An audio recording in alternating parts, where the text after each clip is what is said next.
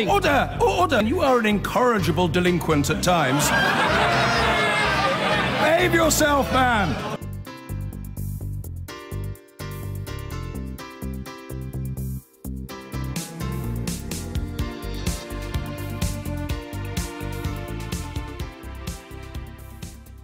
Right. Order. Good morning, Secretary of State. Thank you very much for coming today for the first of what I'm sure will be a number of appearances during this year. Happy New Year to you. Any number, I should think, yes. As ever, we have a lot of ground to cover. So succinct questions from all of us and succinct answers from you would be much appreciated. Can I just begin with some very quick questions? I mean, basically a fact. First of all, do you expect that there will be a draft legal text to implement the Phase 1 agreement? And if so, when do you expect that to be published? Yes, in fact, my team were in Brussels last week. One of the things they were doing was starting on the conversion of the joint report, which the Commission delicately describes as a report by Mr. Davis and Mr. Barnier, who are gentlemen and will stand by it. It was a phrase before Christmas. So it will be legal text. It'll be turned into legal text. Roughly when that might which will make up the treaty. I mean, it'll be in the treaty. It won't necessarily be. I don't want to mislead you. There won't necessarily be a separate legal text. The treaty itself will be a legal text, and that's what they're working on, the details. So it won't make an appearance in advance of the final legal text. No, I wouldn't expect so. Actually, that's an interesting. Or will the? I think the European Parliament would be quite keen to see it, given what Mr. Verhofstadt has said. I mean, can I take notice of that question? Because yes, of course. I hadn't thought through actually when it would surface, but I see no real argument why it shouldn't surface earlier. Fine. But let me look and see. Let me look and see, and all right. And if you come back to us, that'd be really helpful. When do you expect Parliament to be told what the government is going to be seeking in Phase 2? And are you proposing, as we recommended in our last report, that you publish a white paper? On Phase 2, no, well, not necessarily a white paper. What we have done to date, Chairman, as you're aware, is there's been a huge amount of words expressed on the overarching aim for Phase 2, starting from Lancaster House, going through the other speeches, going through 2 white papers, and 14 other documents. So I'm quite certain we'll be publishing other things. Whether there'll be a white paper at this stage, I'm not sure. You don't know? When do you plan next to meet Michel Barnier? We think probably sometime after Monday. Monday is the day of the General Affairs Council when the Commission will be presenting its guidelines for the implementation period, the most important component of what we're negotiating in this quarter. And once they've done that, that's the point of contact. My office is in contact with this office at the moment, I think. And presumably officials are engaged in talks on a regular basis currently? Yes, I mean, my officials are there again today. As I say, they were there last week. In essence, what's taking the thrust of effort at the moment is the text, which I think is the most important immediate thing. Outstanding withdrawal issues, these are the technical issues, goods on the market, those are the things which were left over at the time of the joint report. Scoping and only scoping on the issue of the implementation period, but then we'll get down to substance on the implementation period as soon as we have the GAC guidelines. Now, the UK financial services industry was clearly under the impression there was a paper that was going to be published setting out what the government's objectives were. There are reports last week that it may not now be published. Can you shed any light on this? I'm not sure where that belief came from. I mean, we may well publish on financial services. The issue at the moment is, as you'll have seen from the Chancellor's comments in Berlin when he and I went to Germany on what was described as a charm offensive, when he said in terms quite robustly, I think, that he expected a financial services chapter in the final agreement. But we will publish something, I suspect, and we're certainly going to have a lot of public debate about it. So did you say you will publish something? I said I suspect. I don't know. You suspect? We don't have an explicit plan to publish a financial services paper, so I don't know where that came from. But we may well do so, as we will in other areas. Right. Well, clearly, They obviously thought... thought... The Financial Times, senior city figures say they were promised a detailed position paper in a matter of weeks last autumn. Yeah, not by but me. It's clearly not by me. Not by okay, me. fine. Now, that's very helpful. Can we turn to the trade and services negotiations? There's been a great deal of talk about the extent to which the UK may wish to diverge from EU rules. So let's take an example. Is it the government's desire to diverge from European regulation of the financial services industry, or do you intend to march in lockstep with it? Well, not lockstep. I mean, the purpose... the aim in this whole exercise, as you know, as I've said before, will be to maintain the maximum possible access to the European market, whilst at the same time exercising our own freedom over what we are going to do in the future. Now, the decision on how that freedom is used will be a matter for future governments and future parliaments. So I see my task as to creating that freedom. Now, how far apart we diverge will be a matter for the government thereafter. It will not be an issue which will be decided at this stage. The freedom to diverge should be there. Whether or not it's exercised is entirely up to the government and the Parliament of the future. But do you accept, Secretary of State, that there is likely to be a trade-off between the UK's willingness to maintain alignment and the degree of access that we're likely to get? Yes, there's you do. There's undoubtedly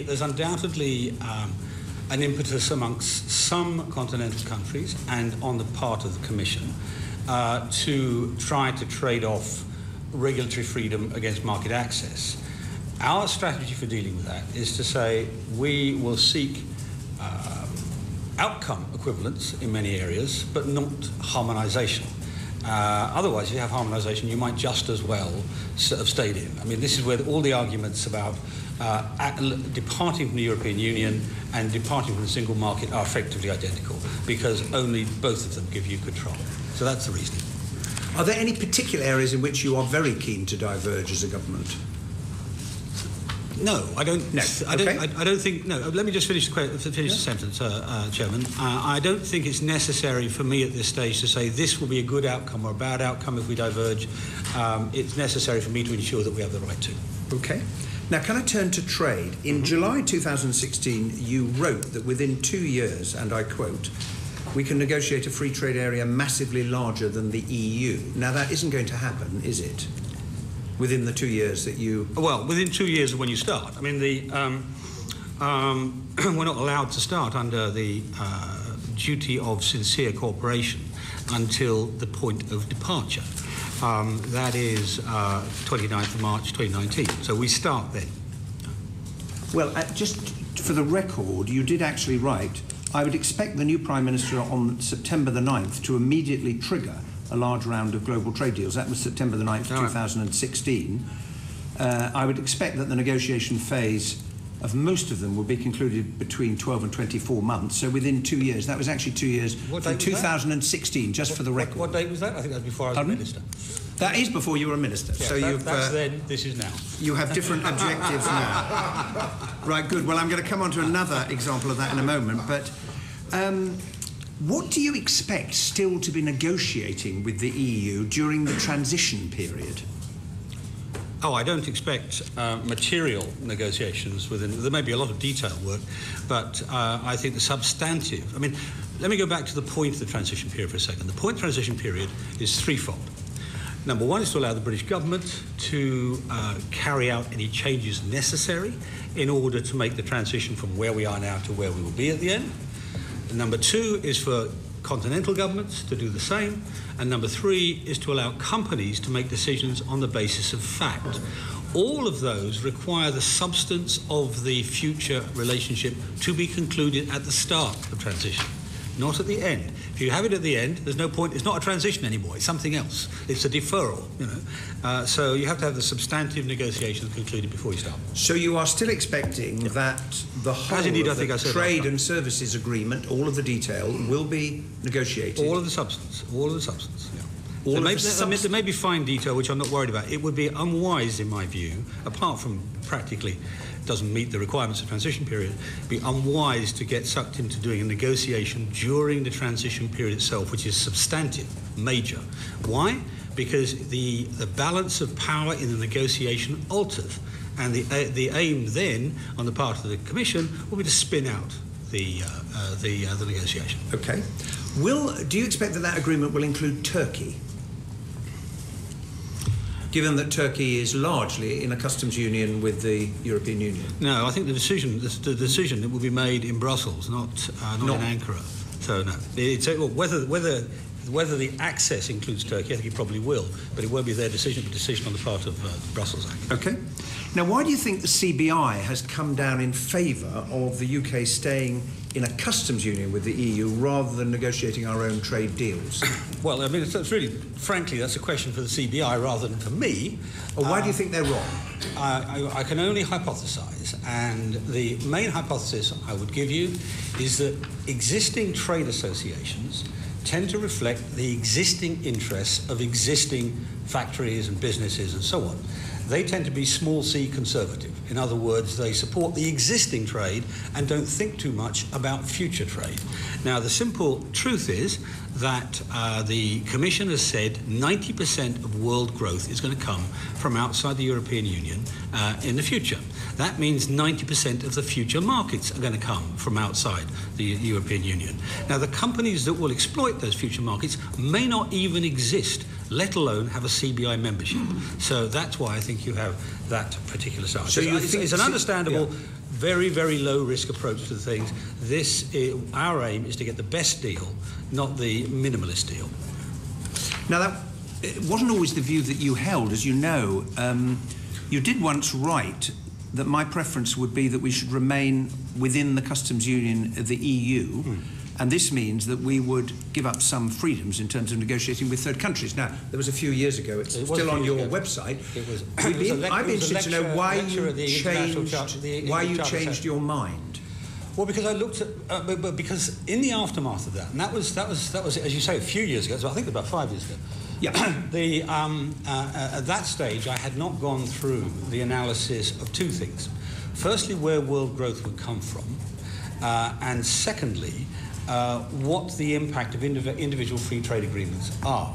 Now, this is an area of perfectly legitimate dispute. But most of the evidence that you can see in terms of free trade agreements is if they are well crafted, and that's a required condition. I'll tell you why when they're not in a minute. If they're well crafted, then you can get 25 to 40% increases in trade level, not in 1 year, but over time.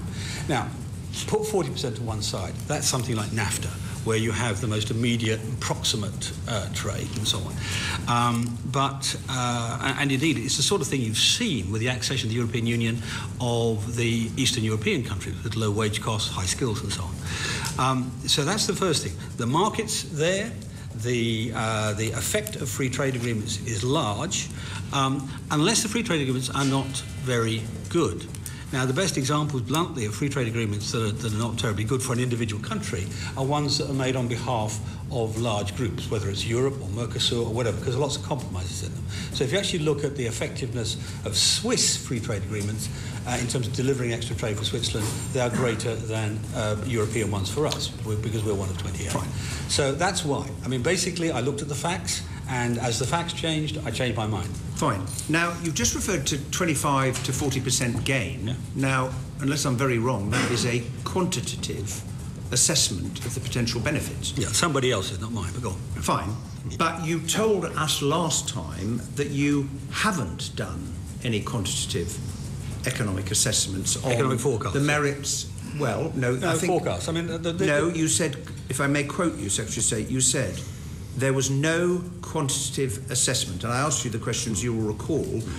Did the government undertake an assessment of the economic impact of leaving the customs union? Now, you've just told us, you've given us figures, and that's quantitative. So can you clarify once again, Well, whether yeah, the government has or hasn't done. This was all around the argument on sectoral analysis, and in the sectoral analysis there are quantitative assessments of the size of the market, the size of the individual, in some of them the capital involvement, the labour involvement, and so on. That's quantitative assessments.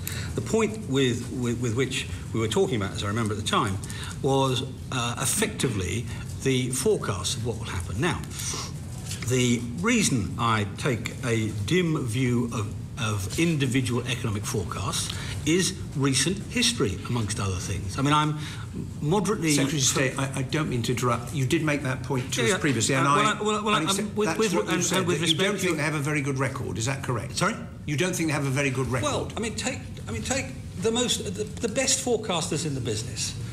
Is the Bank of England. It has to be to make judgments about its policy decisions on QE and so on.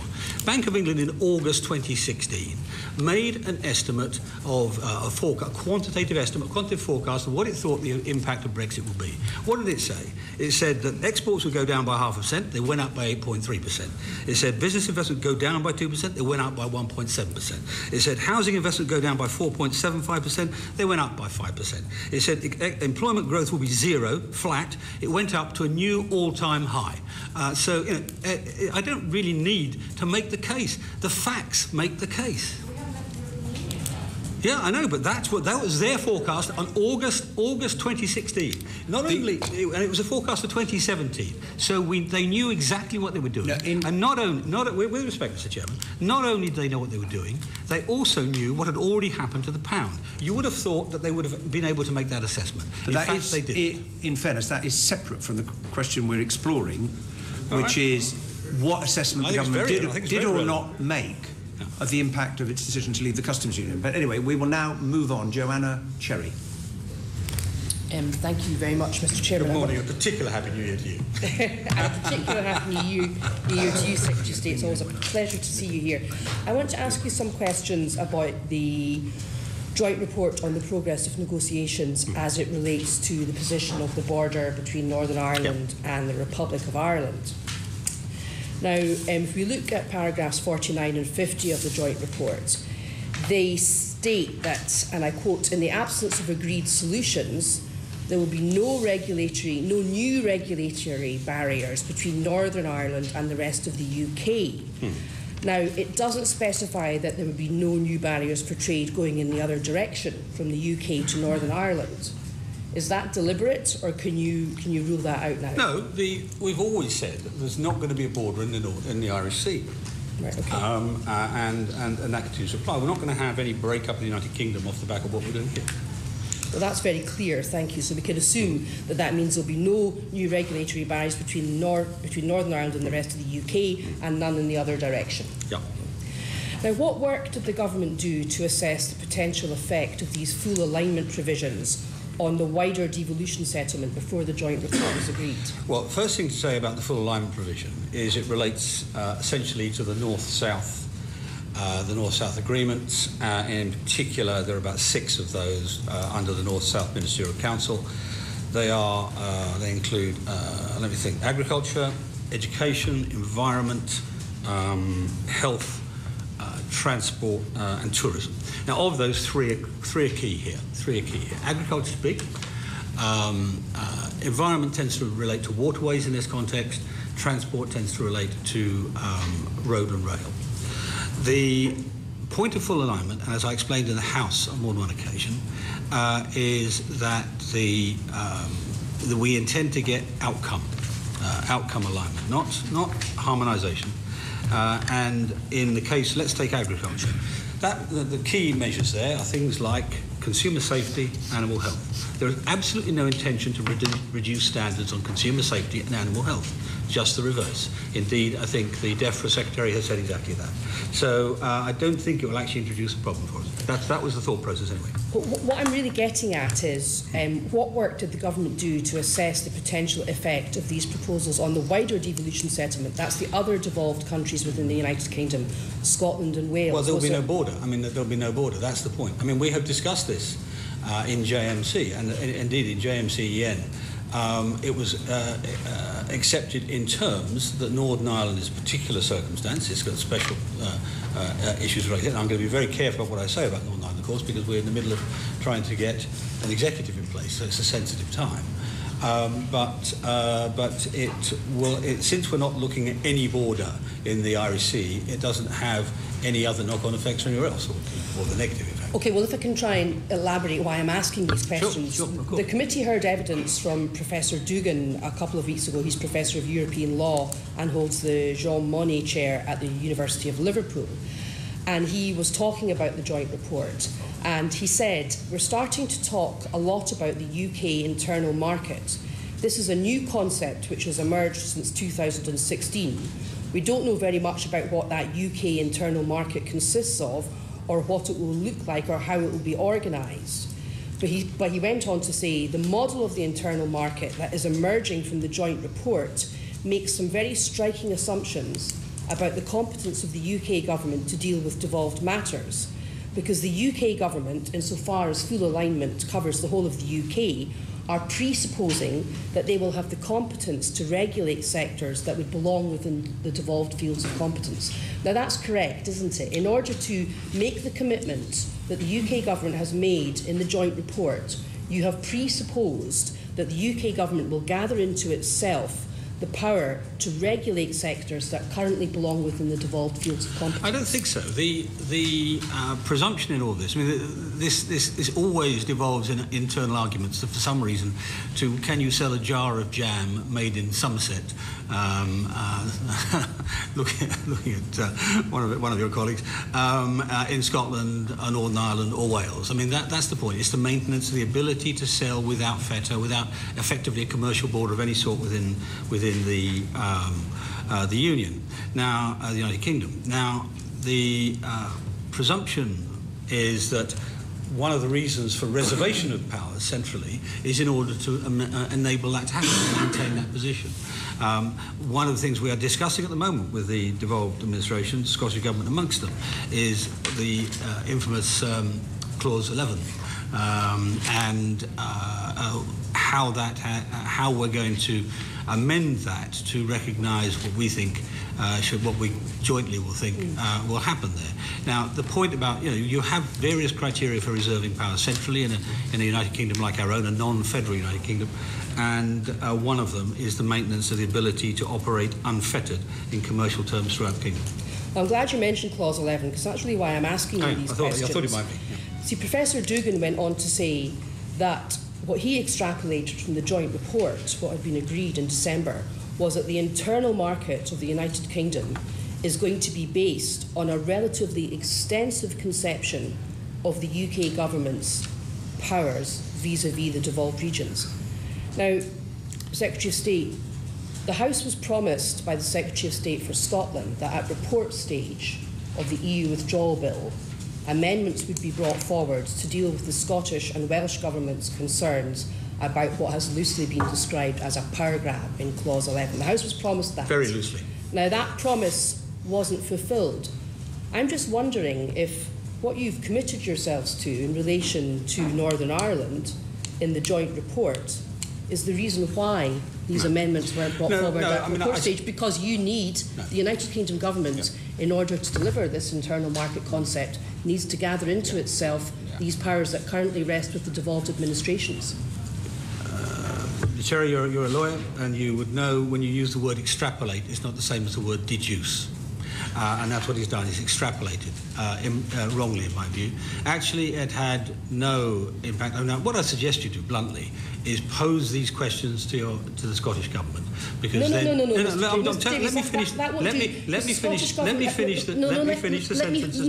me interrupt you there, because the Scottish government and the Welsh government have already produced amendments.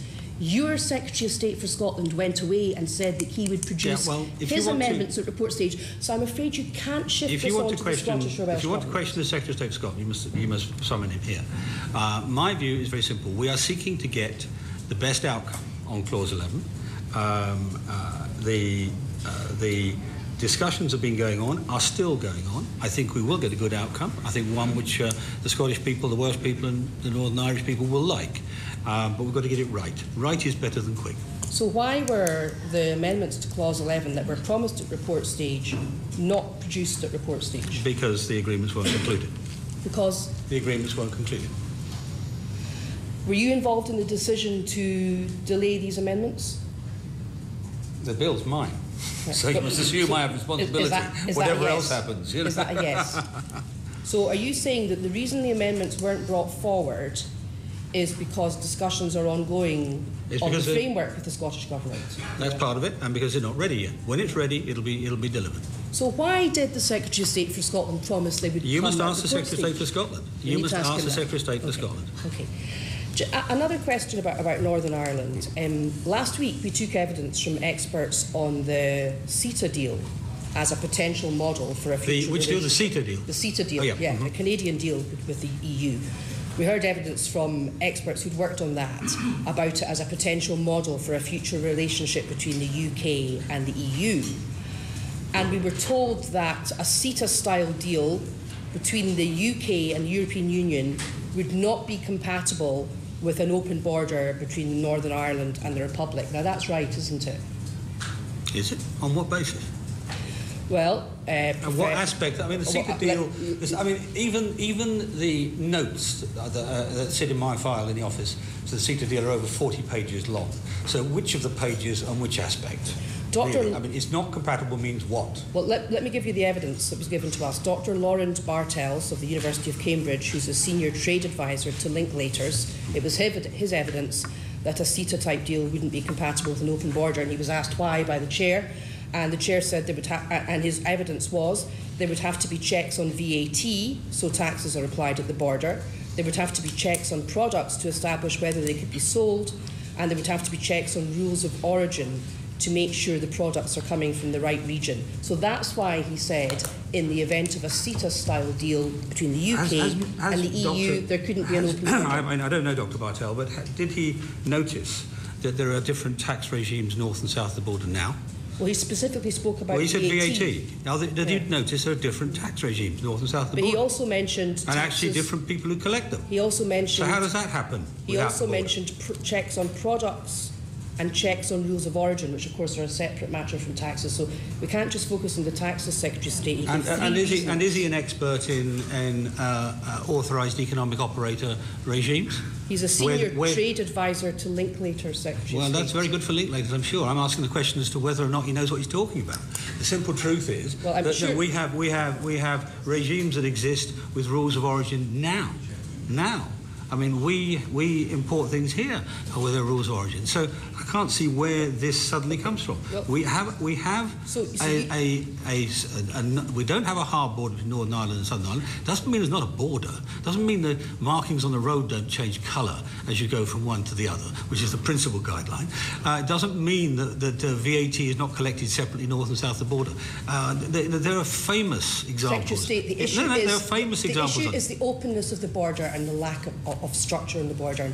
Any of us who've driven across it in the last few months, as I have done regularly, will say that you virtually cannot notice that it's there. But anyway, the issue I want to explore with you is this. Is it then your evidence that a CETA plus type of agreement, which you say is what you want, will be sufficient? Well, you've knocked two words off it. Plus plus. And okay. plus again. Is it your evidence that a CETA plus type of agreement will be sufficient to keep the border between Northern Ireland and the Republic open? Is that your evidence? Really, look, the value of CETA and South Korea, I'm glad I didn't make the mistake I made the other day and say North Korea, South Korea's arrangements, and the Swiss arrangement, and a variety of other existing FTAs with the European Union, is they give you a template of what can be achieved already. They are the floor, not the ceiling. That's the point to understand. That's why I said plus.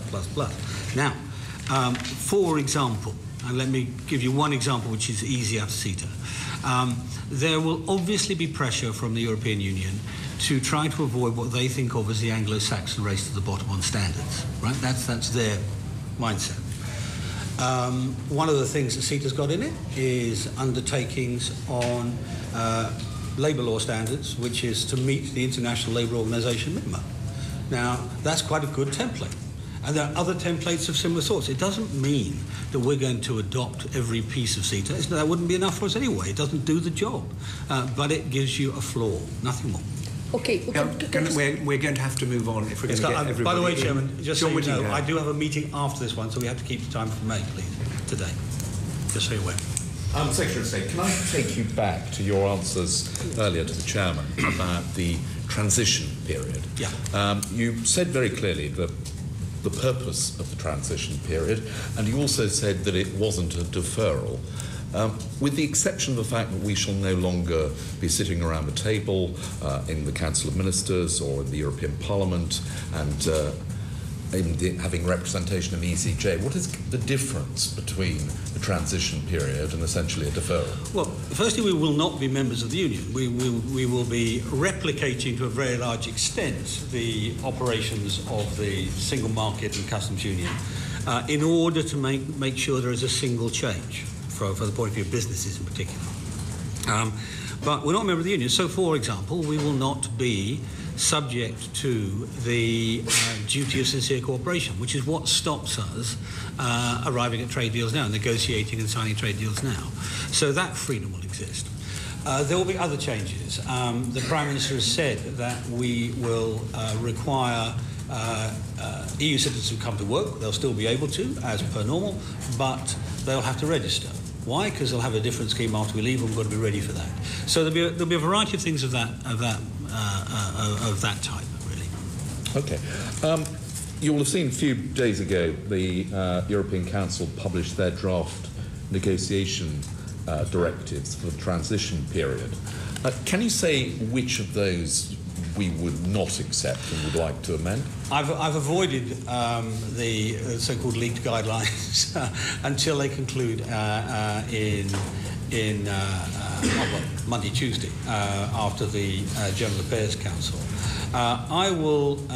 I take all of these things as opening negotiating positions, frankly, and we will only engage when they get to the final one.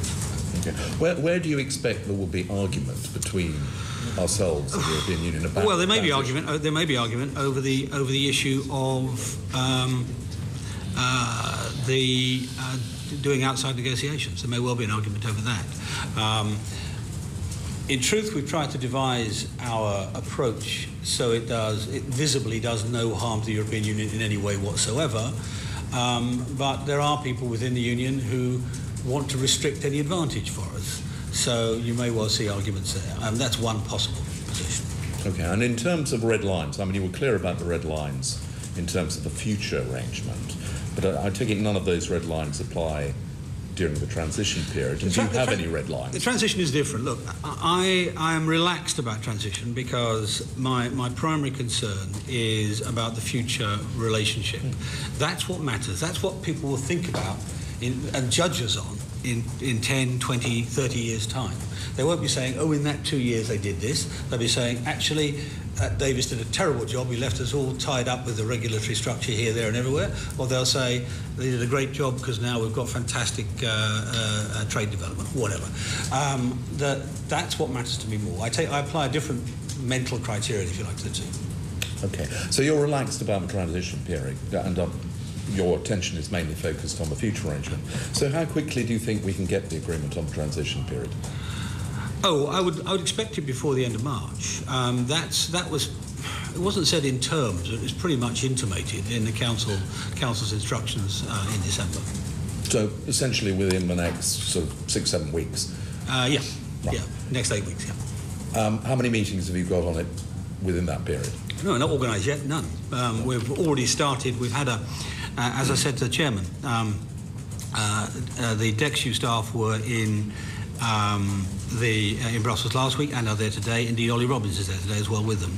And we're looking at a whole series of issues related to them. I mean, one of the things Ollie's looking at is the question of ongoing membership of all of the various Europe to third country international arrangements. So we're working on the technicalities at the moment just to accelerate the process. Okay, and how long do you expect it to last? Do you think Barnier is right that it's the end of 2020? Well, we'll talk this through with them. I mean, I'm relaxed. We think about 2 years. We said about 2 years. That was not plucked out of the air. It was partly to do with bank regulatory expectations, how long it would take to accommodate changes and so on. It was partly to do with what we thought we could do in terms of minimum time to get to things like border controls to the right position. And the bit that was the weakest estimate, or at least the one for which we don't have much empirical data, is how quickly it would take other countries to accommodate. But 2 years looked about right. For a practical point of view, 2 years is also about the time that other countries, some other countries, some parliaments of other countries, and indeed the European, some members of the European Parliament, not all of them, think that this ceases to be an implementation or transition period and starts to be something else, whether it's an extension of membership or whether it's a new trade deal.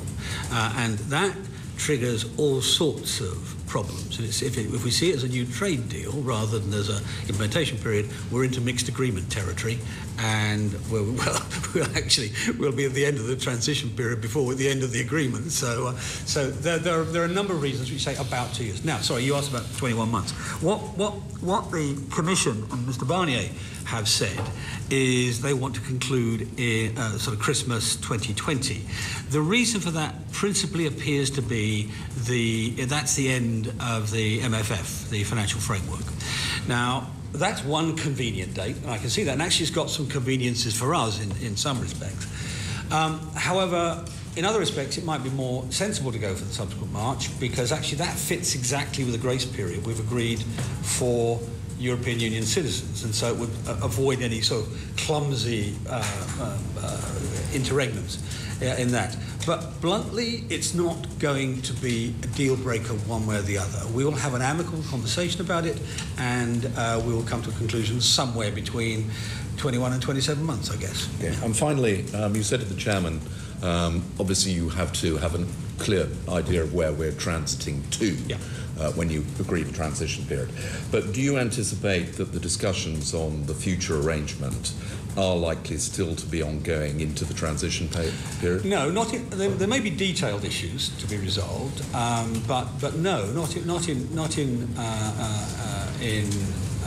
principle. I mean, bear in mind we can't even sign the thing, the deal, until we are a third country. That's a European law problem. Rather than a problem for us, but I expect to be there before then. And frankly, that's the logic of the strategy. If you start an implementation period before you know the outcome, it's not wholly useful to the bank that's thinking about whether it transfers or not, or the pharmaceutical company that decides what it's going to do about its research arrangements and so on. It needs to know, at least in substance, the bank needs to know, is there going to be a financial services chapter or not? So that has to be decided. Is it going to be substantive? Is it going to cover asset management? Is it going to cover retail banking and so on? So those things need to be decided by then. Otherwise, the thing doesn't work. Okay, thank you. Okay, thank you very much indeed. Emma Reynolds. Good morning, Em. After exit day and during the transition, will the UK remain in the single market and the customs union? After the exit day and during the transition? No, formally it won't, because we won't be a member of the European Union at that point. But we will have arrangements that mimic it, basically. But for all intents and purposes, we would remain within the framework. In operational terms, from the point, looking at it from the point of view of a business, it'll look exactly the same. Okay, and so the legal framework. But we won't be. For example, we won't be voting on. No, sure, we won't have a seat at the table. Yeah. But the legal framework of the European Communities Act will still be in place during that transition. Or a parallel of it, yes. Okay, and will we still be under the jurisdiction of the European Court? In that period, yes. In that period, okay. In the aforementioned speech, on your excellent website, by the way, you said that... Which aforementioned one is this? The one from 5 years ago, 3 years ago, 10 years ago? It's time to decide. Well, I think it's very informative and good that you still got it on there, very, very useful for us. You said the advantage of staying in the customs union would be that our manufacturers would not face complex and punitive rules of origin tariffs if parts of their products were made in, say, China. And then you go on to say, that would also be the arrangement that would allow true free trade in both directions across the channel. The implication of what you said then, and is that if we were to leave the European Customs Union, then they would not be true free trade across the channel. Well, that's one of the things, as I said to the chairman. New facts, new opinion. And let me take you through that example. One of the things I did just recently, I went to North America, Washington, and Detroit. Washington got the coverage because that's where I made the speech, but Detroit was the important part of the trip. I went there because I used to trade across that border myself. As you may or may not know, probably not on my website, I've done a lot of international trading. And I used to trade across that border from Canada into the USA, so I know it well. What I wanted to see was how a choke point border with a bridge or two bridges and a tunnel coped with massive volumes of international trade. The example I looked at, because we're talking about just in time, right? That's what I was referring to there, I think. The example I looked at was the example of the Ford factory. The Ford factory in Detroit, it's the original mass production site in the whole world. It's huge, it's 100 acres or more, I think. Makes what they call the biggest selling car in the world. Actually, it's the biggest selling pickup truck, but never mind, that's the Americans.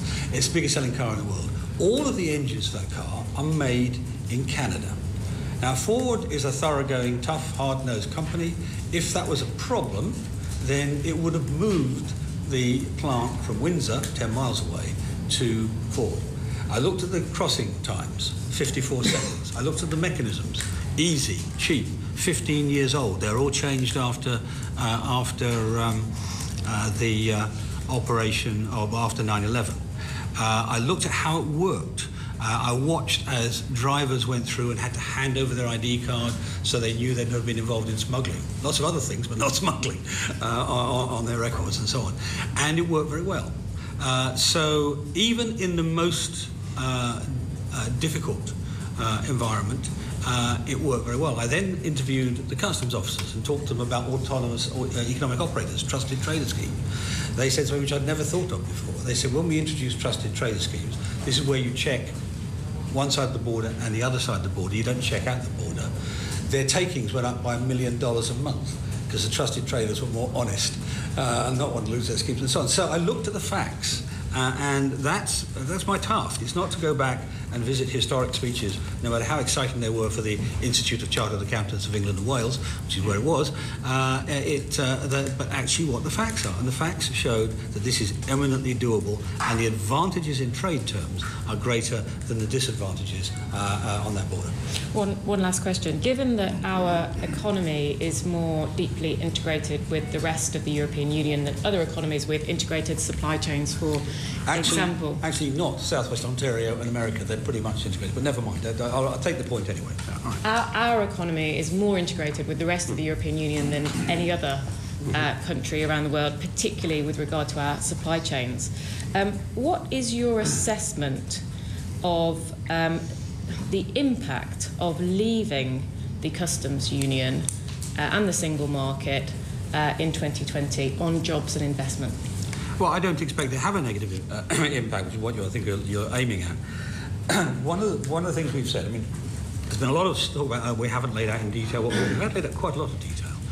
And if we achieve the free trade agreement, the comprehensive free trade agreement, which means tariff-free, that we seek, if we achieve the mutual recognition standards, and again, this is where CETA and other things come into effect because they're precedents for this, if we get off the back of that, a customs agreement which extends the use of autonomous economic operators and facilitates the throughput. If the European Union follows the WTO rules, which require risk-assessed stopping, in other words, they're not really allowed to stop everybody. They've got to make a judgment as to whether there's a smuggling risk and so on. And if we obtain, rules of origin arrangements which are of a par with good international free trade agreements, then I don't expect much friction at all. Okay. Thank you. Stephen Crabb. Can I start on the point of detail about the transition period? And it's as long as it's not another point of detail on a 10-year-old speech, I'll be very happy. No, but it is illustrative of the kind of detail that business will be looking for clarity on very, very soon, in the coming 2 months, for example. Is it your expectation that the UK will remain part of the EU's excise movement and control system. So this is the thing that allows things like Scotch whisky to be exported from the UK in duty suspension. So you're pretty sure of that? For that period, I think so. I mean, I can. It's a detailed issue, Mr. Grove, as you know, and I can check and write if I'm wrong. But I would have thought that's absolutely sort of thing. No, that's fine for now. Thinking ahead to the really ambitious trade deal that we want to secure, how important do you think it is to keep in play for possible compromise or movement areas like ECJ jurisdiction, future cash payments, defence cooperation, and maybe future EU migration? Right. Or rule them out altogether? One by one. ECJ, I mean, we had a long argument on ECJ on the phase one. And people say, oh, the European Union didn't concede anything.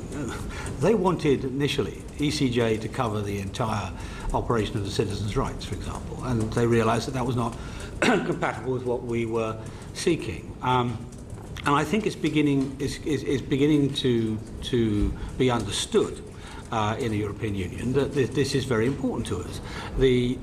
Many people say that the referendum was about immigration. You know, I think all the data shows actually it's mostly about this issue of control. Immigration was an important but minority issue. And control is control of our laws, but also control of interpretation of our laws and so on, which is why we had a long struggle over that. So I don't see any argument there. Now look, the thing to understand, however, is that whenever we sell into another market, a foreign market, we sell into the United States, we sell under their laws and their judicial system, so their Supreme Court. We sell into the EU, we'll sell under their laws, into their and under their judicial system. If we operate in their airspace, the same applies, but not in the UK. The second one was, you had three. Cash? Huh? Cash payments? I don't expect, the Prime Minister said in terms, the end of the time of great cash payments is gone. We may well be involved in scientific research issues, for example, where we will make a contribution, and Erasmus, things like that. Why? Because it's in our interest. But I don't see us paying for access. I think, bear in mind, I could turn around to Mr. Barnier and say, okay, I'll pay you for access. I'll pay you £1 for every £1,000 of business we sell to you, as long as you pay me £1 for every £1,000 of business you sell to me. I think I'll make money on the deal, So that's the second thing. The third one was? Defence cooperation? Defence cooperation. Oh, yeah. Now, that's the different. All of these things are about mutual interest, yeah? And defence cooperation is a spectacular mutual interest. We've had the French government visiting this week. I mean, when I went to see the French Foreign Minister, I talked about Brexit 3 or 4 times, but what he was really interested in was cooperation in the Sahel, cooperation in Libya, cooperation in Syria and Iraq. Now he's an ex-defence secretary, so there's a little bit of history there. But the French are very, very keen on this. They see ourselves as the 2 great military powers of Europe, and absolutely, defence, security, foreign policy, we will be seeking cooperation. So can I just come back to the cash point? So given what you've just said, you don't feel in any way constrained by the discussion that's been going on this week already about using the savings from future payments to the EU to deliver a Brexit dividend in terms of step change in public spending? I used to be the director of a public company. I would probably be in breach of the Companies Act to talk about dividend before I was sure I had the cash for it. I don't talk about dividends until they're delivered. Right. So perhaps I could ask you, what do you think would be a better use for that money? Using it to invest in I'm the Brexit secretary. I'm not single market access, which might boost GDP, I see. or using it for public spending. I don't think that will be necessary. I mean, if you divide. We're not looking for a sectoral deal in an enormous sense, but if you divide it into goods and manufactures, agriculture and financial services. In goods manufacturers, there's a very plain 100 billion a year advantage to the European Union in doing a deal with us. I mean, it would be. I spent Thursday or Friday before last in Munich when we did the charm offensive. My charm bit of that was visiting Munich, visiting 7 major German companies, I mean a huge chunk of the German economy, to talk to them about their interest the other way and what they want to do. Of course, by the way, they all had investments in Britain too. So I think that's not an issue. Agriculture, much more complicated. But again, there's a massive interest on both sides to maintain big existing markets. You know? So I don't think that will be an issue. Financial services, which is where this mounts, I think the view has changed in the course of last year.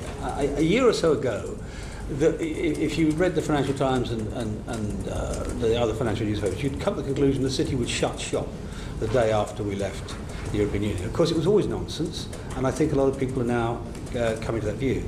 But also, when I talk to German businesses, they like having an infinite supply of cheap money, cheap capital, I mean, for their expansion. So I don't think this will be necessary, and in any event, it will be. The other thing about this is, look, we're a very proud, great country. We've got a fantastic future ahead of us as well as a fantastic past. I don't think it would be a good position for us to be in, to be paying some sort of Danegeld. You know, and I come from the Danelaw. Okay. Thanks. Thank you very much indeed, Richard Grant. Thank you, Secretary of State. Good morning. Good morning. Can I talk about issues? We're in a relaxed mode this morning. I know. I apologise. My tie is somewhere by my bicycle downstairs. Can I talk about the joint report on citizens' rights? Yep. There are some aspects of this that are simply sort of no, yes answers, and then there are others which are more open. Firstly, can you confirm, Secretary of State, whether the original British proposal was to deal with citizens' rights first, before everything else? Yes, actually, yes, it was. And in fact, this is public domain in a sense because the Prime Minister raised it at the October Council of a year and a bit ago, yes, and was rebuffed. And secondly, had that happened, was the British position that any agreement on citizens' rights would have been ring-fenced regardless of other agreements or disagreements? Well, it would have been de facto that, and I think that may well have been the reason that Germany, I think in particular, but I mean a number of European companies decided not to accept our view. Which leads on to my next question, which is why do you think the EU Commission didn't accept dealing with citizens' rights first? Well, they have a standard line, which is nothing's agreed till everything's agreed. And broadly speaking, I think they take the view that works to their negotiating advantage. I think it's much more complex than that, but that's been their stance. Right. During the technical note, in the technical note on citizens' rights, it lists in a category entitled Other Matters various issues which haven't yet been agreed on. Mm-hmm. So, for example, the continuing protection of rights for UK nationals, future healthcare arrangements, professional qualifications, recognition of licenses, certificates, and so on. Why are those issues outside the scope of talks on citizens' rights? Because they would appear all to be specifically part of citizens' rights. Most of them, the Union argued, were issues for the future, the ongoing relationship. So we will return to them when we undertake the future relationship. Right. One or two, most particularly, starkly, the right to vote. They have a problem with some of the member states. In that one, well, we'll return to it in the ongoing relationship, but I think what we've said to the Commission, and they have not demurred, is that we propose to take those up bilaterally. So, for example, I will go and talk to the Spanish government and say, if your citizens here can vote in local elections, will you allow British citizens in Spain to vote in local elections? So we'll do that bilaterally, and I think actually that's one of the more important rights in some ways. Right. The European Parliament has put out its own sort of analysis of what it thinks the issues on citizens' rights still to be resolved are. Mm-hmm. What's our government's analysis of what the likely sticking points will be? Well, you cited, I don't think there'll be sticking points necessarily. The one sticking point, I think, is the issue of voting, because that is an issue, I think, for one or two major member states. You don't think the issue of guaranteeing future free movement rights for British citizens across all 27 countries? It's been a sticking point, but that's the impression one was given anyway, is that the sticking point was this is a future matter and they want to hold back on it. Bear in mind that'll interact quite closely. Mr. Crabb was asking about services earlier. It will interact quite closely with the whatever we do on services, professional services in particular. Yeah. So the right to move around will be quite an important part of that. Right. So it may well be, and we have to read their mind a bit here, it may well be that they are holding that back as a bargaining chip for that part of the negotiation. Right. Not necessarily a bad sign. Not necessarily a bad sign. Right. British in Europe, a sort of group of UK citizens working in the EU, are slightly concerned that there are laws in different EU countries about non-EU citizens that would need amending if our citizens were to have access to live freely across all 27 countries. And their worry is that this might get, quote, lost in the mass of issues, unquote. How do you see that concern being addressed? Well, it is one of the sort of fundamentals of the movement issue. I don't, but it is a power that the Commission tell us they are reserved, so they have to themselves. So we will continue with it. What I can say, categorically, unequivocally at this meeting is we will not let those issues go. They will be pursued resolutely. I mean, the thing to understand, just for Britain and Europe, British citizens in Europe, we're talking about, is that there will be a large number, more than 20, maybe 40 negotiating strands. Home Affairs will have certainly more than one, they'll have several within the deal, and we will be pressing all of them. I mean, I will be watching all of them to make sure that if any of them fall down. Yeah? Secretary of State, we take it as a moral responsibility, by the way. Thank you. Clearly, the great mantra of nothing is agreed until everything is agreed is something we all have to bear in mind. But in the event of a no deal, would it be the position of our government that actually any provisional agreement on citizens' rights would still be valid? Well, it's not just our call, but I think what we tried to say from the beginning, and the Prime Minister has made plain from the beginning, is that we view the position of British citizens abroad and EU citizens here, 3.7 million, I think is now the latest number, as a moral responsibility. At least I see it that way, and that's not the phrase she used, but that's what I see. That's why we put it first and foremost in the actual negotiation once it started. And there's never ever going to be a circumstance where we're going to be deporting people unless they commit serious crimes or become a threat to the state or something. We're not going to be deporting people and these things. So we'll find another way around it if we have to. One way or another we will resolve this issue. And I just say to everybody who's nervous about this, don't be, because we have got it. I mean, it's a moral responsibility. It's fundamental, and I take that seriously. Thank you. Lastly, then, Chairman. I believe it's been decided to entrust the oversight of European citizens' rights in the UK to an independent national body rather than the Home Office. Why was that? Well, the first, casting my mind back, the first bid on that was I think the Commission wanted to oversee it, and that wasn't going to fly. But we have two things here. One, much of this is about anxiety rather than reality, about people being concerned. So we wanted to do something which actually met any concerns, real or imagined.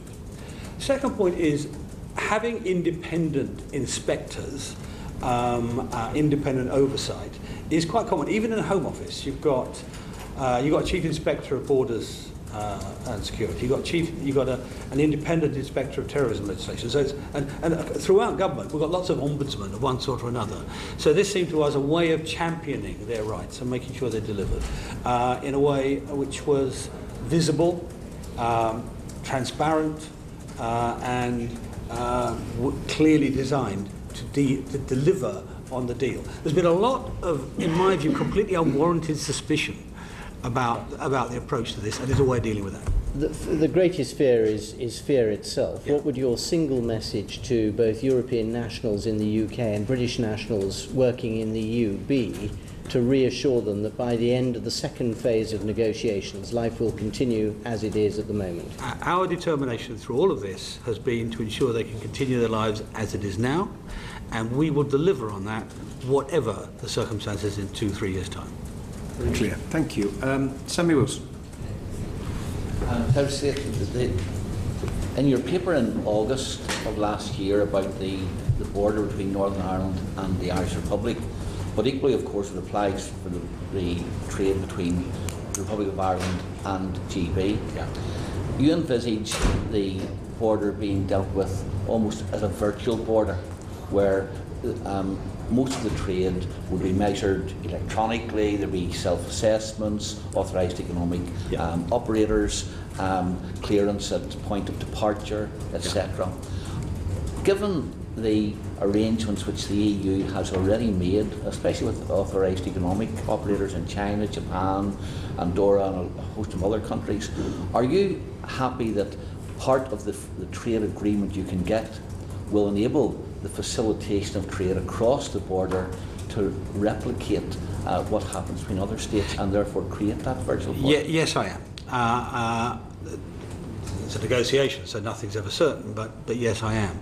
It won't deal with all of it. I mean, one of the things that was suggested in that paper was small business exemption and individual consumer exemptions and so on. So we'll have to do that. We'll have to take a bit of a financial hit on that. We're willing to do that. I hope the union is too. But yes, those deals, those prior deals, that's why I start, as I was explaining earlier, why I talked about CETA+++. We're looking to other deals as early markers, as the minimum we can achieve, and they're good indicators. Does that not require, and I suppose this is where the vulnerability on that lies, and you're quite right, a lot of local trade will require that kind of facilitation. Does that not require, first of all, huge political commitment from the government of the Irish Republic in pushing that with the EU, and a political will on the part of the EU? And given the very public hissy fit that the Irish government has had to be present over all of these arrangements, are you convinced that you'll be able to get that political commitment, even though it's in their interest to get those arrangements? It's in their interest to... It's in their interest to get those arrangements. Well, it is exactly in their interest. It's in their interest in two dimensions. One, obviously, is a very strong political commitment to the Belfast Agreement, the Good Friday Agreement, and everybody accepts that. And even Mr. Barnier has made comments about it. Well, it has to be treated specially. But also the underpinning of it, the free trade elements of it, the tariff-free elements of it, the low inspection elements of it, also help to some extent with East-West trade. And for the Irish Republic, we are an overwhelmingly large partner, economic partner anyway, and so some of it, not all of it, but some of it will be important on two counts. And truthfully, from the beginning of this process, I talked about moral responsibility of the citizens, I've taken another moral responsibility in the back of my mind, which is to try to make sure that the Irish Republic is not disadvantaged at the end of the day by what we do. So it fits into that too. And in the event, and I know a lot of has been made about this full regulatory alignment section of the agreement, which of course is only in the event of not it's the third option if everything else goes down, which I absolutely think is highly improbable. But nevertheless, we put it in there because the Irish government wanted to feel secure about all outcomes. And could I ask just about that full regulatory alignment? Will that depend upon, since a lot of the areas that the regulatory alignment will be required would be areas which are already devolved, would that be a decision made solely by any administration that may well and hopefully will be set up in Northern Ireland, or would there be a role for the UK government if there had to be some alignment which was different from the rest of the Well, UK? It'll be a bit of both, I think. I mean, the Northern Ireland Executive would have, I mean, there's a reference to that I can't remember the exact wording now, but there's a reference to it in the joint report. But it'll be a bit of both. But I'm being very delicate Mr. Wilson, because as you know, it's a very sensitive time on this for the executive. But whatever happens, we will be able to meet the alignment. One aspect of the alignment, which will be UK national, is how it's agreed. Because if, as I said, in the House, it is on a question of mutual recognition or a question of equivalent outcomes, we'll have agreement on what the equivalent outcomes are. And that's an international thing. It's not just a Northern Ireland thing. It'll have to be UK to EU even under those circumstances. But in a case like that, the choice for a Northern Ireland administration would either be to have alignment to facilitate trade with the Republic of Ireland and the rest of the EU, or alignment to enable Northern Ireland to be part of any international trade agreements we have to be which clear. are made with. We have to be clear what this applies to. It applies to the north-south, the elements of north-south that we talked about earlier. Now, agriculture is a big one, the biggest individual one, and as I said, the biggest issues there in terms of outcome are consumer safety, animal welfare, and safety, and so on. We have no intention of reducing those anywhere in the UK, so I don't think that would, in practical terms, I can see the theoretical argument, but in practical terms I don't think it'll be an issue. The environment one, from memory, is principally about waterways, and I don't think that'll be a big issue. And if we had to have something, if the executive asked for something specific on it, we may well say, for this circumstance, yeah, but I don't think it's going to be a big issue anyway. We're not going to pollute the waterways. On transport, it's road and rail. Again, it's safety and probably common standards. Well, that's a common sense issue, not more than a legal one. I've forgotten the fourth one, but there was one other. Tourism. Well, I don't think we're going to standardise the tourists, whatever else we're going to do. So I don't see this being an enormous issue. It may be a sort of a detail that the executive has to deal with there. One of the points in the joint report was protecting this mythical all-island economy. Many people would say that there are two economies. There's huge competition between, as we see with corporation tax, with air passenger duty, with seeking inward investment, etc. But there's this nationalist myth of an all-island economy. What do you understand by the protection of this all-island economy? Of course there's competition within the economies. After all, if you talk about an all-Europe economy, there's lots of tax competition in there. But it was things like the single electricity market we had in mind, things like that, which we somehow have to maintain in place if we're going to give the best outcome, both north and south, in terms of cost of electricity, reliability, seasonal adjustment, and so on. It's that sort of thing we had in mind. I mean, of course, we're not taking responsibility for the entire, for the Republic of Ireland economy, but we're trying to make sure that there's no unnecessary frictions. You mentioned the example of the Canadian-US border. $1.8 billion worth of trade crosses that border every day, and about 30-second clearance, I think it's down to now. It varies. 54 seconds was Detroit. That's right. I mean, what lessons have you learned from that border for the kind of trade facilitation you might be seeking with the EU when it comes to not just the Northern Ireland and Irish border, but the borders between the UK and the rest of Europe and the Irish Republic and GB? Yeah, well, we looked at more than one border. That was the reason I looked at that one. I know it like the back of my hand. I used to sell across it. The first thing to say is that the border there, the techniques were designed 15 years ago.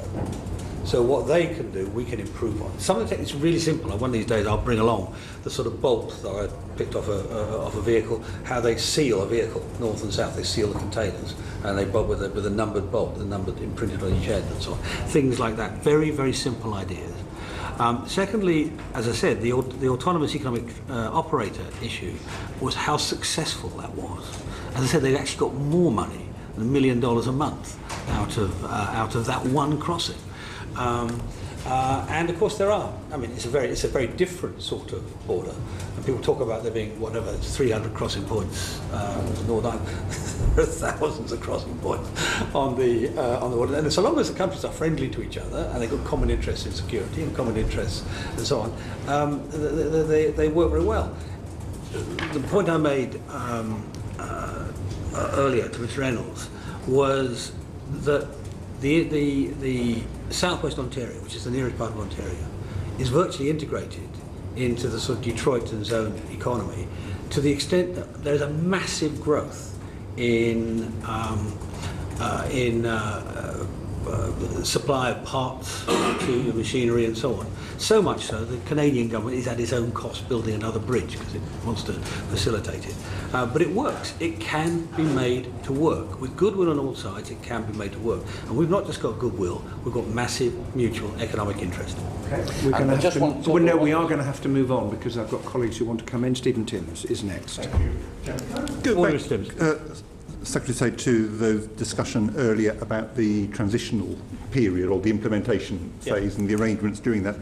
Those European Council supplementary negotiating directives that you mentioned, published last week, say at paragraph 15, in line with the European Council guidelines of 15th December 2017, any transitional arrangements require the UK's continued participation in the customs union and the single market with all four freedoms during the transition. Now, you've said you don't envisage that instead we will replicate the operations of the customs union and the single market. What's the practical difference between continued participation and... I'll come to the freedoms in a second as well, but the principal practical difference is we're not a union member. You know, we're not a member of the European Union, therefore we are not subject to the duty of sincere cooperation under these circumstances. That's the one that restrains us in terms of doing deals with third countries, free trade difference. The other element where I guess there will be an issue, although we've made it clear, is we'll require. Excuse me, sorry about that. We'll require. Let me just switch that off. We'll require EU members coming to the UK to register. EU citizens coming to the UK to register, and. Well, phone's died. And that is not what we've normally done, although I don't think it's necessarily outside the four freedoms. But that's consistent with EU rules, I think, isn't it? I mean, I think other EU countries do that as well. So that's... Well, there's an argument about it, but yes, I think it broadly is. Yeah. So just in terms of, when you say we won't be participating in the customs union and the single market, that's... I mean, you seem to be saying that all that really means is we're not members of the EU anymore. That's right. That's right. We're not members of the EU. But if the European Council says we will be, or they want us to continue to participate... I think what we'll need to do is establish what the legal basis is. This is unique. It's the first time it's ever been done, so we'll establish the legal basis. I don't really care what the outcome is, so long as, one, it doesn't require us to meet some of the other treaty duties. We're happy to accept ECJ oversight for that period. Yeah. There will be questions about what happens about subsequent laws. We'll have to deal with that. So it's got to be. It will be bespoke. Right. Now, one of the things I said earlier is that these guidelines are negotiating guidelines. They're just that. They're not the end of the story. I understand. And so we're taking a slightly different stance. But it's just in case. What I don't want the country to be somehow gradually sucked into something which is not an implementation period, but which is an extension. That's the point. I understand. So you're saying though that if the legal conclusion is that the way to replicate the operations is actually to be participants in the customs union and the single market, then you wouldn't completely rule that out? No, so long as it doesn't suck us in, that's the thing. No. Okay. Do you plan a white paper about the arrangements in the implementation phase? Not necessarily a white paper. As I said to the chairman earlier, we're almost certainly going to be publishing some papers on elements of it. But it won't of itself require a white paper unless it's a white paper preceding the withdrawal and implementation bill, which will come at some point, which will be what puts it in British law. Right. It's possible there, but it depends on whether it justifies it. I mean, it may well be that this is a relatively straightforward negotiation, It may be a first if it is, but we'll see. We'll wait and see what happens there. Yeah. I don't want to make any promises that we end up not delivering on. So. Can I ask you about this? You call it the Withdrawal and Implementation Bill. That's something puzzles me about this. The EU withdrawal bill that's gone through the Commons disapplies ECJ jurisdiction in the UK, most likely from the 29th of March next year. So will the withdrawal and implementation bill reapply ECJ jurisdiction? Well, it would have that. It must have that effect. What it will be, it'll be contingent on what the legal basis is that we agree at the end of the day. And I suspect quite a lot of our time in the next month or two will be spent deciding on what the appropriate legal basis is, whether it's established as a new treaty or whether it's established as some other approach. I mean, in a way, this is nothing to do with me, I suppose, but I mean, there were reports at the weekend that more than 100 MPs will demand that free movement ends the second we leave the European Union on March the 29th next year. I mean, it just strikes me the parliamentary handling of legislation to reimpose ECJ jurisdiction will be quite difficult. I mean, you may not want to comment on that, but... It's all been very straightforward so far, hasn't it? Fine. Can I just one final question on this, if I may? You've told us that you remain hopeful that these arrangements, the implementation phase arrangements, will be concluded by the end of March. There was a report last week that Commission officials are now saying they think it'll take longer than that. I think because of concerns being raised by Norway. But you remain optimistic. No, I don't. I would be surprised at that. I mean, one almost needs a filter. To apply to reports that come from Brussels. They're given enormous authority, and it turns out to be a junior officials who are dealing with one element. So, no, I don't think that will be Okay, thank you very much. Howard Williams. Thank you, Chair. The National Audit Office has published a report that reveals that your department has a database of Brexit work streams across government. Would you provide us with a list of those work streams, their deadlines, and the high-level summary of each? Oh, the NAO report. All right. Yeah, November last year. November. Yeah. Well, it's a sort of moving target, frankly. It alters as negotiations alter. It alters as legislation alters. So it wouldn't be proper representation to do that. I mean, what we are doing. And some of these things are negotiation sensitive, and some of them are market sensitive. So if we make an announcement, if we declare what we're doing on some element of contingency planning, it could be market sensitive. What we are doing, as what we'll do in the course of the next year, is as these things become relevant, we'll publish what element of the planning takes place. So something like I don't know, new customs arrangements, that sort of thing. That's what we're going to do. I don't think it's wise to just sort of dump it all in the public domain in one go. Okay. The NAO reports actually list department by department, showing that some have large numbers of work streams, and some have fairly small numbers of work streams.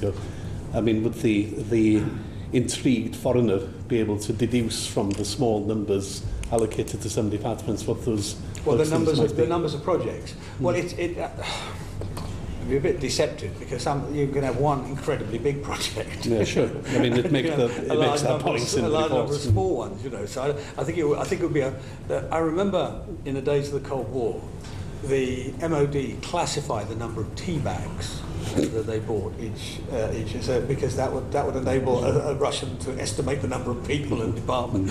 I think you can carry these things too far. Sure. But anyway, so I think we will bring these things in the public domain at the appropriate time. We've got to watch things like market sensitivity and so on. Can I ask you? There are no work streams allocated, as far as I can see, to the territorial departments of Scotland and Wales and Northern Ireland. Well, it's not. Is that still the case? You said these matters change. There'll be work in territorial departments, and it goes back to what Mr. Cherry was saying earlier. That discussions going on about responsibilities in all of this, and once those are decided, they'll go on. But I won't be overseeing them.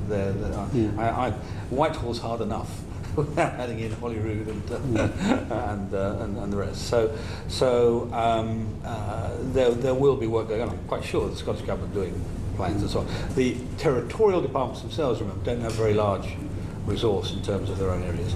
Most of these things are UK-wide anyway. Most of these things are UK-wide. So, I mean, I'm just not clear how the territorial departments fit into this report, which is entitled Implementing the UK's Exit from the European Union. So formally, how do they fit in if other departments have identified work streams and they do not?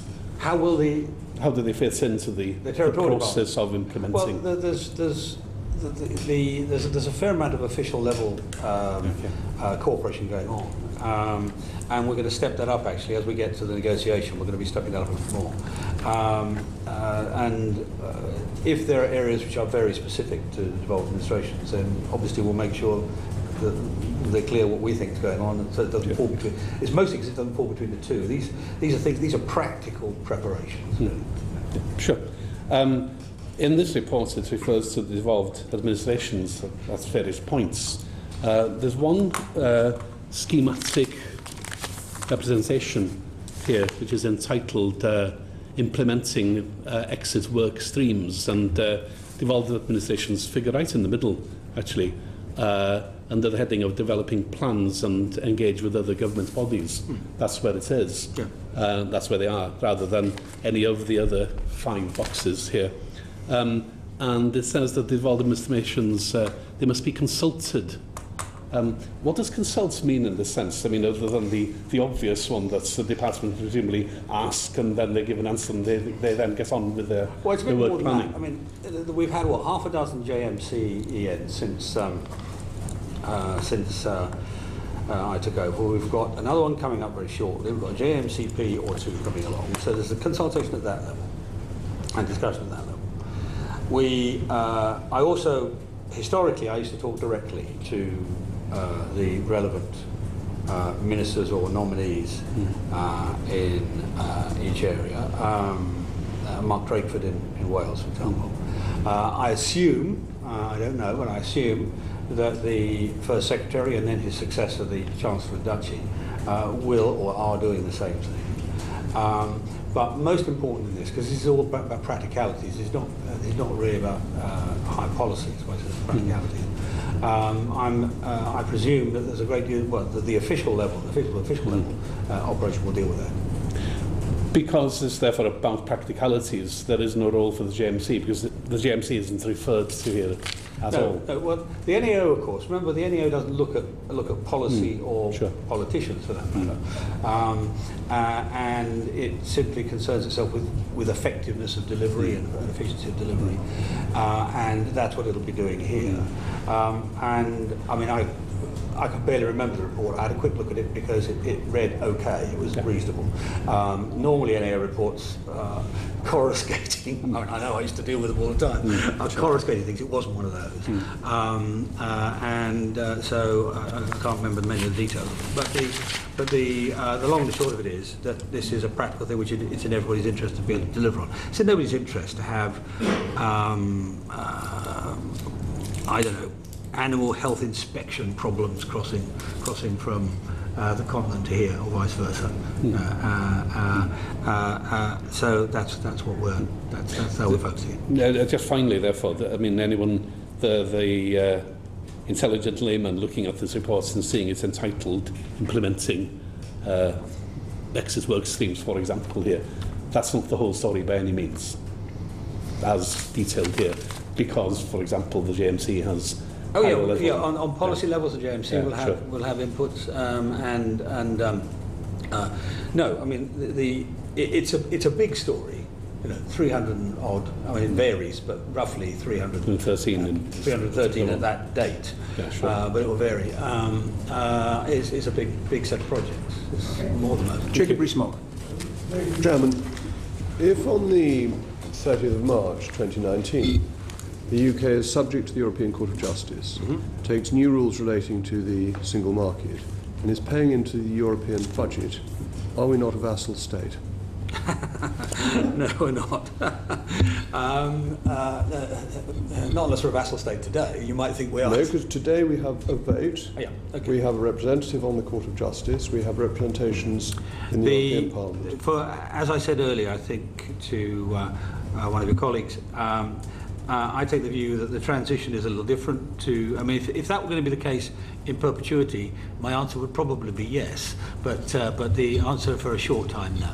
Isn't this, though, very serious, that allowing continued Court of Justice jurisdiction is hard to think of any precedent in the world where an independent nation has taken the judgments of a foreign court as its superior and immediate law without having any judge on that In perpetuity, you're right. We have, bear in mind, you are talking about something which we are currently negotiating, so we haven't decided quite how we're going to manage those elements, whether it's the court or indeed the agencies and so on. But in your earlier answer, you said we were going to accept the jurisdiction of the European Court of Justice. Yes. So, what do you mean by accept the jurisdiction? Exactly that. With automatic effect? With automatic effect. That's right. So we are a vassal state for the 2-year period? Well, no, I don't say that at all. We are transitioning from one state to another. We're going from one state to another. And you can call it what you like, but not vassal. I don't think vassal state. All right.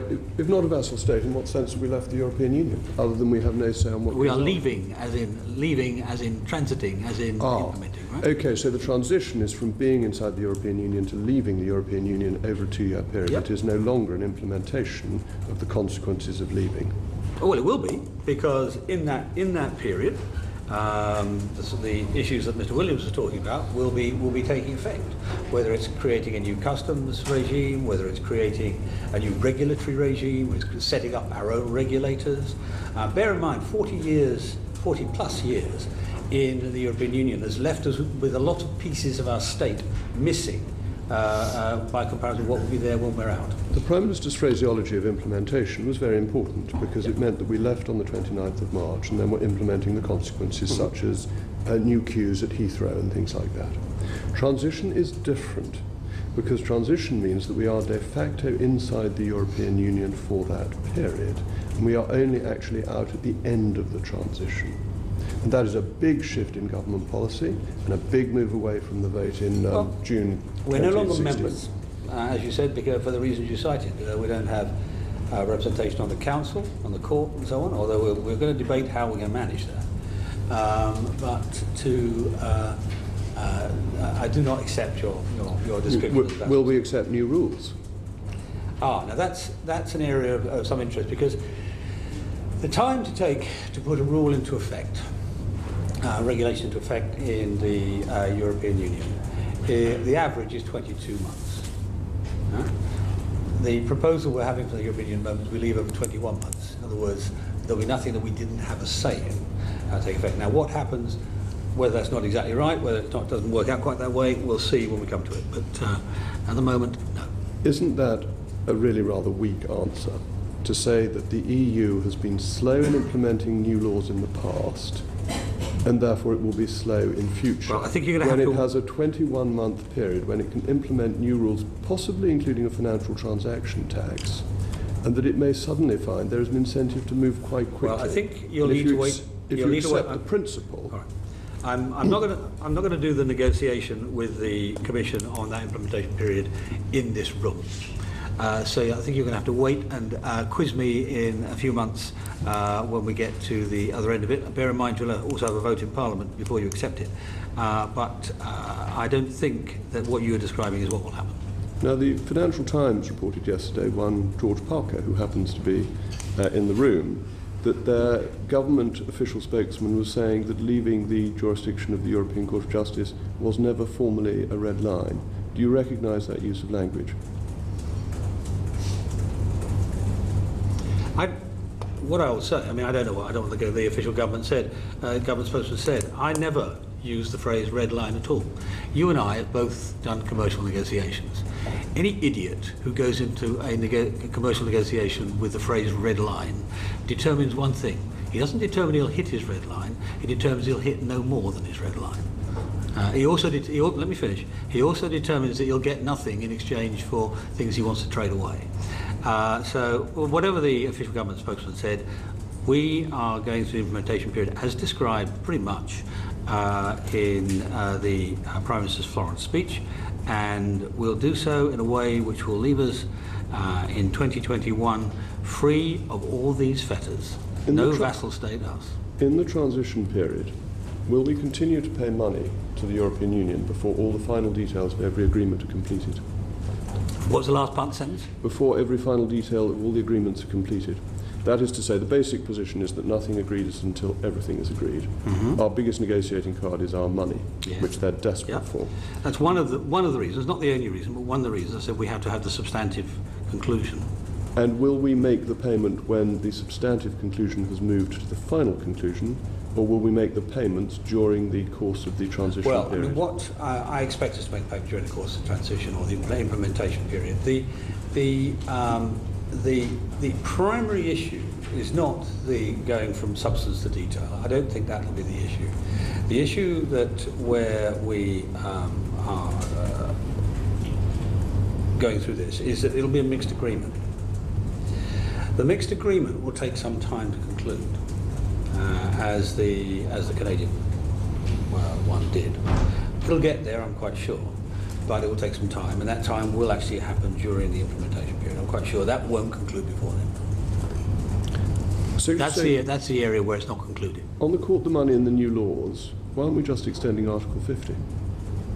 Say again? Well, we're going to be de facto in the European Union for 2 Well, no, years. that would be a major error, frankly, to just extend Article 50, as you say. And just stay in for another 2 years. Be honest about it, that we are de facto staying I mean, in there for is 2 there years. is a massive difference in one respect, the one I started out talking about earlier, which is the ability to make international trade deals.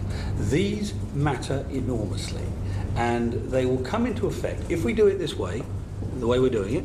They will come into effect very soon after conclusion in 2020, 2021. If we extend our membership, we will not be in a position to do that. That 2 years is going to be extremely important for inward investment. It's going to be extremely important for establishing trade arrangements. It's going to be extremely important for bolstering the economy. So the one advantage we have is that we're free from sincere cooperation. It's a very important advantage. Can't we be a bit insincere now and get on with it? Insincerity is not government policy. Who's going to punish us if we get on with it now? Aren't we just still acting as if we are in the European Union? We're bound by the European Union. We are lackeys of the European Union. We're acting as a law-abiding country. Bit bolder.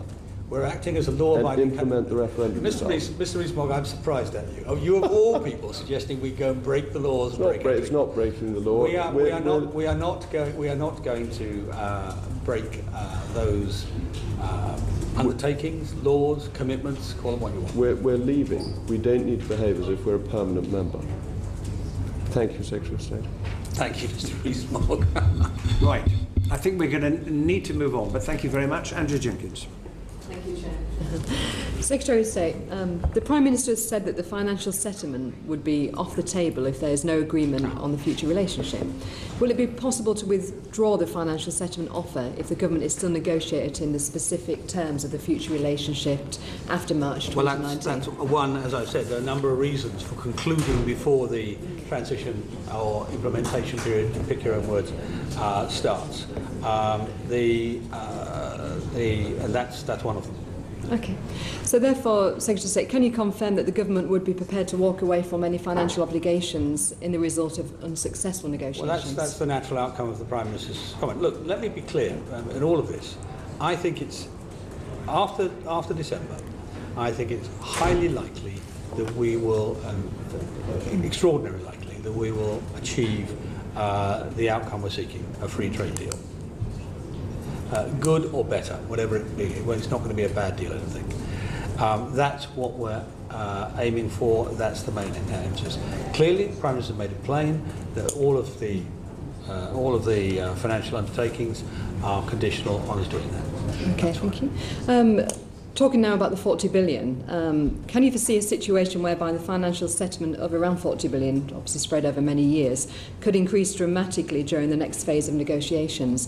And if so, during your discussions with your Cabinet colleagues, is there a figure so large that we would have to walk away? And can you state well, to what answer the first part of your question, the answer is no. I don't think that we will see that. I mean, we may well see an attempt on the other side. I mean, and it wouldn't. It has been the case that when I've talked to member states, some of them raised it, and I've just said categorically no at each turn. because we have effectively solved their instant financial crisis problem. But beyond that, I do not see it. I mean, Mr. Rees-Mogg's phrase, a vassal state, that's something I would not want to see, us paying money in perpetuity. Okay. Still touching on Except for specific deals. Little, I mean not little, but things like Erasmus and so on. Still touching on the 40 billion for the financial settlement. I wish you wouldn't call it 40. You've added $1 billion to the top end. $1 billion here, $1 billion there. Very soon you're talking real money, to quote Punkham. Now, this figure is obviously less than if we'd have remained in the EU as a member state. Yeah. Can you confirm that the UK will not negotiate itself into a position whereby the final financial settlement is larger than the cost of the membership over that similar period? Well, the deal we struck is the deal we struck, and it's so it's not likely to change. 35 to 39. That's about 4 years, I guess, and we'll recoup that and more. So, therefore, most importantly, Secretary of State, does this therefore mean that leaving the EU will result in a net gain for our country's finances? Yeah, ask me to declare a dividend again.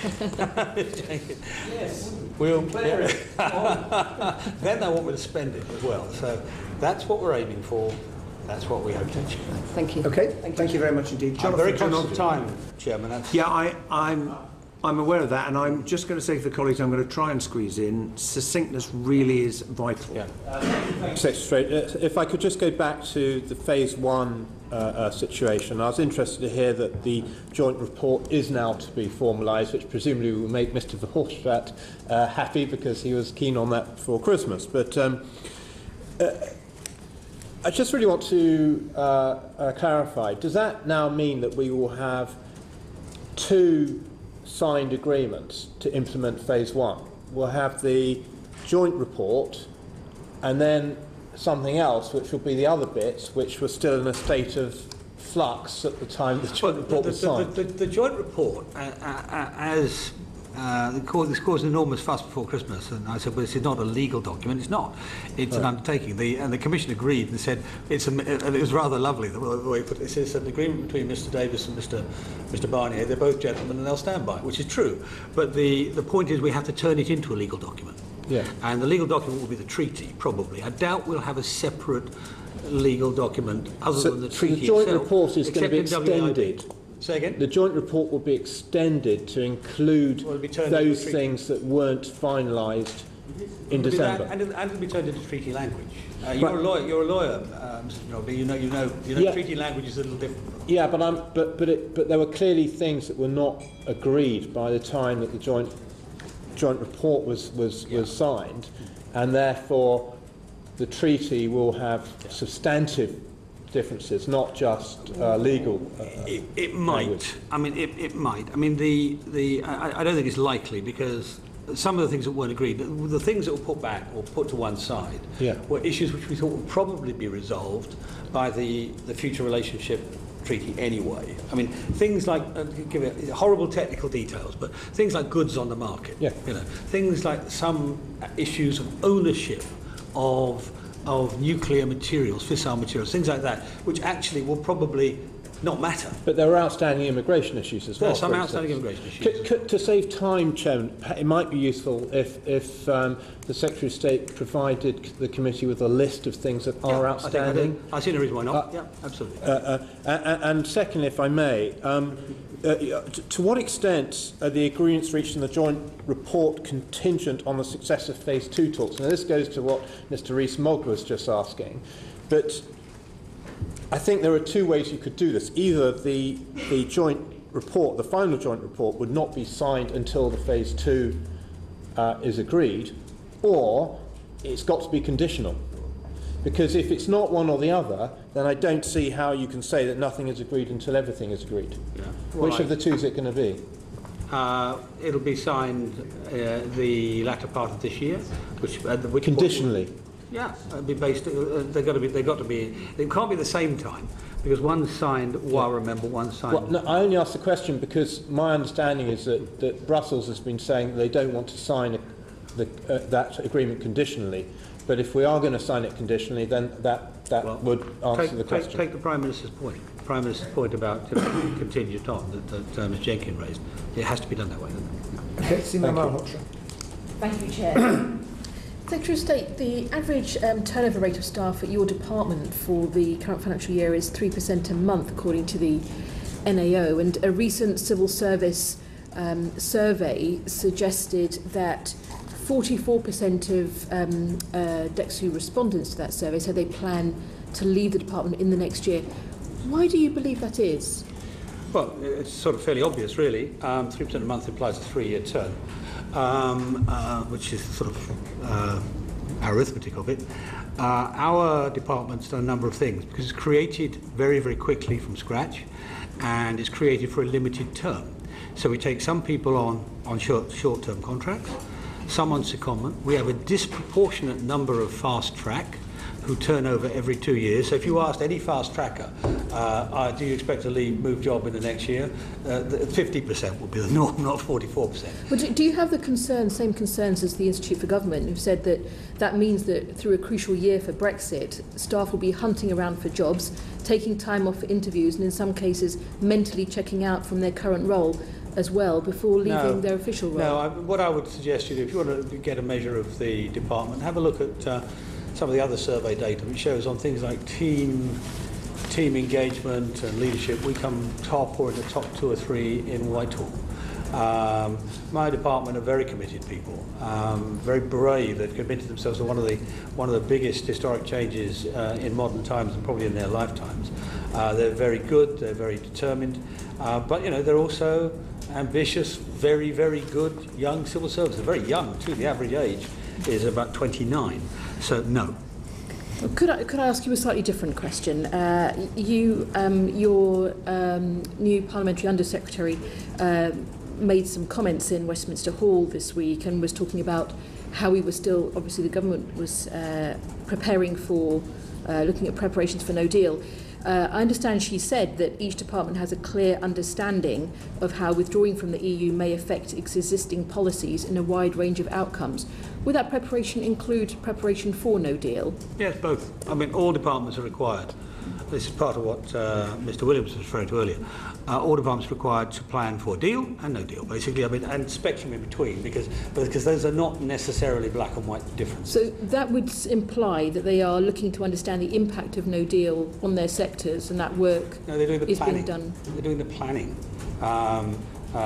You're yet again you're off down your impact assessment rabbit hole. The simple truth, they're doing the planning. So, for example, if you are a customs department, you're planning for a variety of options. Whether what you do on in March 2019, if there's no deal, which is now highly improbable, or what you do in December 2020 or March 21 or whenever it comes at the end of transition or implementation period, when you have to have the long-term arrangements in place. And how you do that. That's a planning exercise. Can I just who's coordinating the planning exercise for the potential of no deal? Is that your department? Yeah. Yeah, that's what the database is. That's what Mr. Williams read the NAO report. I mean, perhaps you should do the same. That'd help. So your department Mr. Speaker, Mr. Chairman, my next meeting starts in 2 minutes. I know that. I just have one final very short question. I just wanted to ask, the Chancellor had told the Treasury Select Committee that the government has modelled and analysed a wide range of potential alternative structures between the EU and the United Kingdom. A wide range of? Alternative structures between the EU and the United Kingdom, and that this work informs our negotiating position. Could I just ask whether you have seen those models and well, that unless I read what he says, I can't tell you. I can't give you an answer to that. We will. I mean, let me put you out of your misery in terms of assessments.